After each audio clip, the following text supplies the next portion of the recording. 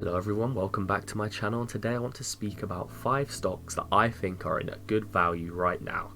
If you look at the S&P 500, since sort of October, September time, it has been rising quite a bit, although it has started to fall back a bit in the last month. So the market generally, there's quite a few things which are still not at those great values that they were a couple months ago. I think there are still some that have good value, and I want to speak about those 5 today that are not overvalued and there's good buying opportunities that I think I personally am picking up at the moment. So let's head over to our automated sheet here, and I put in Google, and all of the stocks today are meters of my metrics. So all of these have over 10% in their total compound annual growth rate across the 4 metrics here, so equity growth, EPS growth, operational cash flow growth, and revenue growth. All of the stocks we're going to speak about today have over 10% compound annual growth rate across the average of those 4. They also have above the 10% benchmark I like to look for in return on invested capital.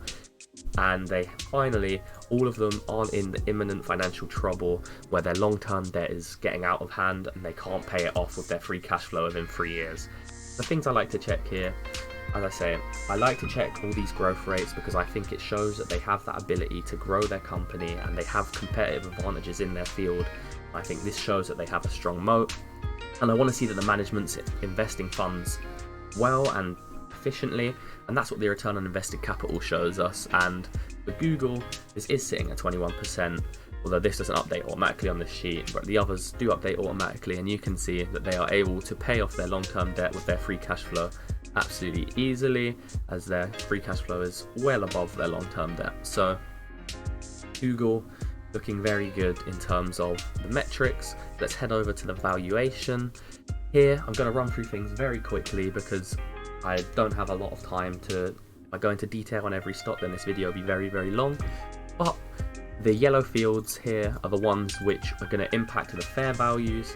I've gone for 11.5% earnings growth. You can see the 5-year estimates at 15%, but because the realistic's high, I'm comfortable going somewhere between the half analyst and 5-year, as I don't think it's too overly ambitious to go for that, and we want to keep our estimates conservative. Discount rates at standard 9.5%, as well as the margin of safety, as they are metric meters, I keep that at 10%. Share dilution, we've gone for -1%, and as you can see, they've cut back from 15,000, this is in millions, in shares, down to 14,000. That's at a rate of -1.35% over the last few years, so I think keeping it at that -1% level is reasonable.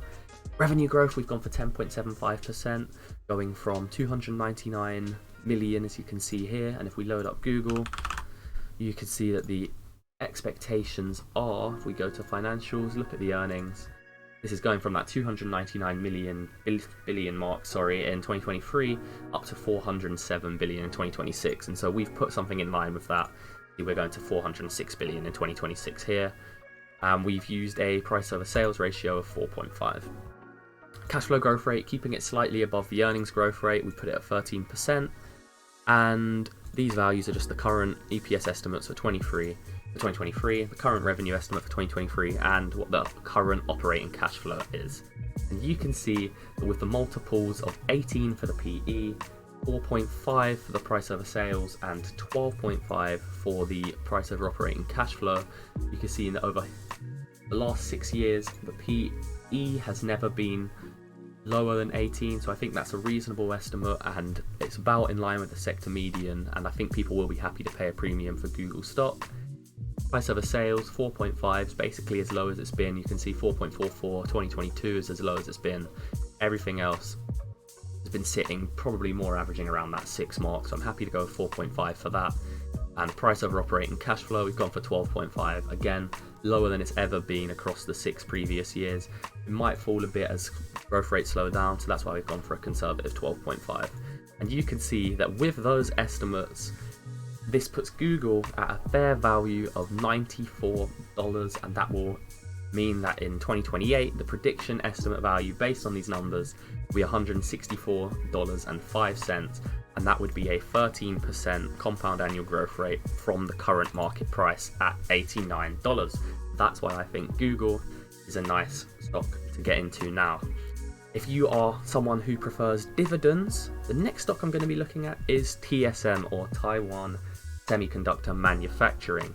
Now, TSM have a dividend. It's not the most consistent, it moves up and down, but it's usually around this 1.5% mark. So we've lowered the discount rate to 7.96, as we're not looking for the 9.5%. As I say, the dividend yield 1.54. This is going to reduce our discount rate. We only really need to see 8% return each year, as we're getting that additional 1.5% from the dividend yield. Now for this stock here, I'll show you in the metrics. The return on invested capital won't update live, but as you can see, all of these growth rates, again, everything is in the green, and the free cash flow can pay off the long-term debt within 3 years. So that's what we like to see. The return on invested capital, as this doesn't update live with the sheet, as I can't find somewhere to pull it in from, TSM, you can see the return on invested capital sitting in the 20s, 19s, and then currently at 30. This is over since 2016 to current. You can see that that's consistently been at a level way above that 10% benchmark we like to look for. So that will be sitting at least at 20%, which is lovely to see. Back to the valuation. Here I've gone for 8.5% earnings growth. Now this is very low compared to the 5-year estimated compound annual growth rate from the analysts, but as the realistic growth rate is only 6.5%, this is why we've gone just a bit under the half analyst growth rate, as we do know that I like to take the average of the two lowest values across these three to be conservative. Now with the margin of safety, again, we've left that at the standard 10%. Share dilution I have at 0. You can see it's very much just sticking sort of around. It's been 0.02% over the last 6 years. Very little changes. Goes up slightly, then back down, then up slightly.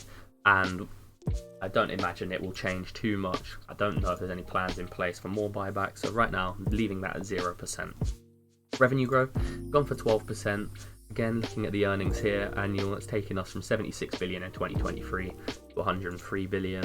So 76 billion. This is a little lower, but as I say, I like to be a little bit conservative with my estimates.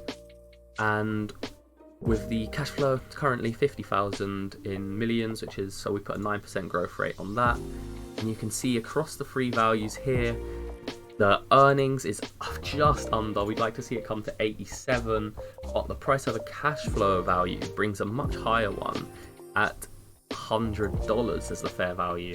And the price of a sales is a little bit below, but for mature companies, you know, I'm not as overly fussed with the price of a sales fair value as I am with the price of earnings and price of a cash flow, as the price of a sales is used more for companies that aren't profitable yet, and it's a better barometer to judge companies that aren't profitable.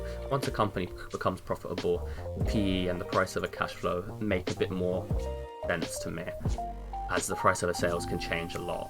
So that brings our average fair value to $88 for TSM. So if it stays under this $88.89 value, then I think TSM is one that is worth potentially picking up, bringing a 2028 value of $144, and the return would be 10.45%. However, there is the dividend on top of that, but that's just your return without any dividends received. So to get dividends on top of that can be really nice. So that is why, if you're interested in a dividend stock, I think TSM has some good value right now. Next, I've done a video on this literally yesterday, so if you want to hear all about my valuation for Adobe, I highly suggest you watch that. I'm not going to go into too much detail on it because, as I say, I've done a video on it yesterday, but the fair value for this is coming in at $340, currently sitting at $320, and that will return 13.16% by 2028 each year. So again, looking at a great return there if these values are met. And if you want to see and hear a little bit more behind why I valued these in this way, I highly suggest you watch the video I did yesterday on Adobe, and I go into a lot more detail on why I've set these values as they are. Now, moving on to stocks which are a little bit less known, have a much smaller market cap compared to the likes of Google and Adobe, I want to move on to Novami here. Now this is in the semiconductor space. As you can see, there's only 32 million shares, and the market cap is barely above what a small cap stock would be. So if you want to see sort of something a bit more with a little less knowledge out there, this could be a good one if you want something which is a bit more, I don't want to say a risk because the numbers look really good, but if you just want to have a little bit of a left field pick, one that's not such a well known and owned by so many, is if you look at the NVMI here, if I put it into the metrics again, NovaMe has fantastic returns on everything. The average compound growth rate sitting at 20% across the 4 metrics. Again, really good, and there's literally no long-term debt, or it's not been able to pull it in, so let's just check that that's the case. Long-term debt, I mean, I've checked this before and it's definitely able to pay off. Okay, so there's 240 million in long-term debt, but the cash flow, as you can see, 100 million this year, it was 120 million the year before, so it is able to pay off that 200 million in long-term debt within the 3 years. So that's why it is a metric meter, and yeah, it's able to pay that 240 million off within 3 years of its cash flow, and so I'm not worried about it being in imminent financial trouble. And if you look, I really like the profit margin is just going up and up each year, which is fantastic, and the earnings projection is grown massively since 2015, and look, it's expected to keep growing. The analysts have the prediction at 32%. I think that's very ambitious. I've gone for 18%. As I say, I want to keep my estimates conservative, and as you can see, the price over earnings was sitting at 28 on average for NVMI, and while the EPS growth was at 29%, so it's basically in line. So as I'm expecting these to roughly keep a similar relationship, I've gone with a conservative 18% and then 18 price over earnings to show that they're keeping that same one-to-one relationship and staying in line. For revenue growth, we've gone for 14%. As you can see, it's going to be in line with this, 516 million up to 703, 516 million.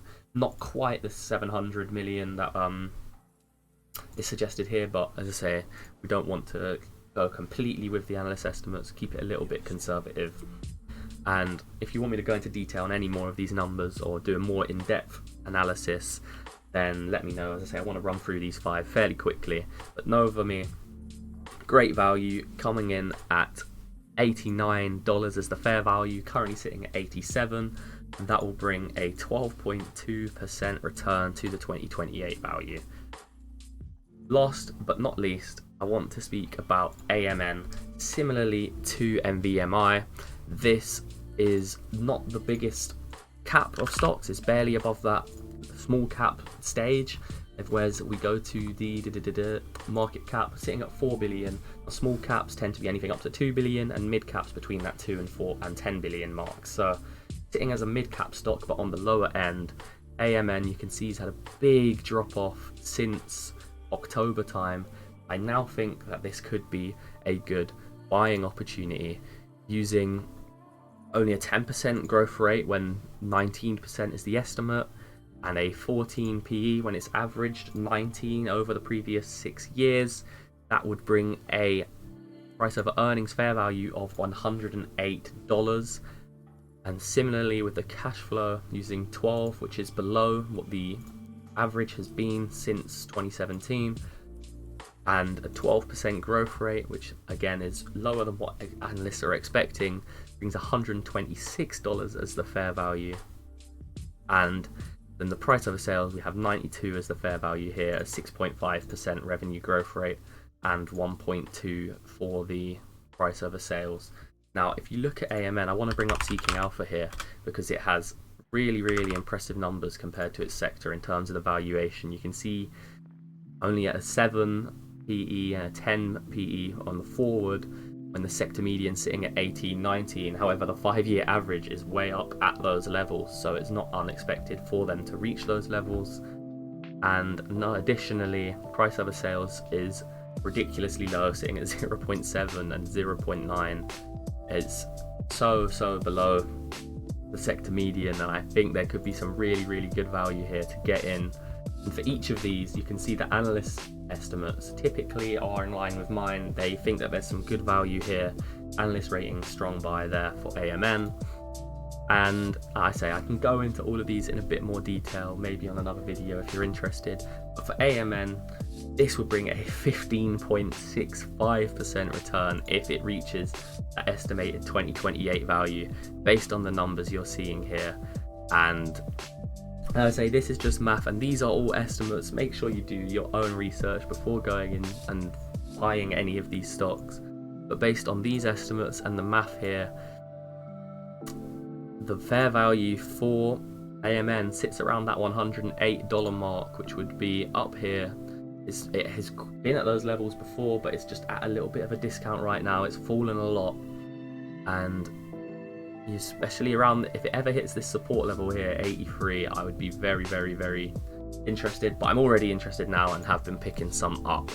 So AMN's the last of the 5 today. I've given a good mix, I think, of big well-known names with massive market caps like Google, and I think TSM brings a dividend, which I know a lot of people like. And I wanted to just show a couple more that I think are a bit more left field, a bit more less known, let's say, but I think that they have some really good potential value there. So let me know if you're interested in any of these 5, and if you do look at them in any more detail because of this, then that would be really good to see. But this has been Road to Retiring, and I'll speak to you in the next one.